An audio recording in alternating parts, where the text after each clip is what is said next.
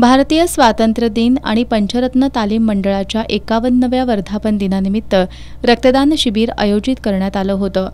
Doctor DY. Patil हॉस्पिटलच्या ज्ञानशांती रक्तपेढीच्या सहकार्यानं आयोजित या शिबिराला आमदार ऋतुराज पाटील यांनी भेट दिली। पंचरत्न तालीम मंडळाच्या माध्यमातून राबवल्या जाणाऱ्या सामाजिक उपक्रमांचं कौतुक करत आमदार पाटील यांनी मंडळाचे पदाधिकारी आणि सदस्यांना वर्धापन दिनाच्या शुभेच्छा दिल्या। या शिबिरात 40 रक्तदात्यांनी रक्तदान केलं।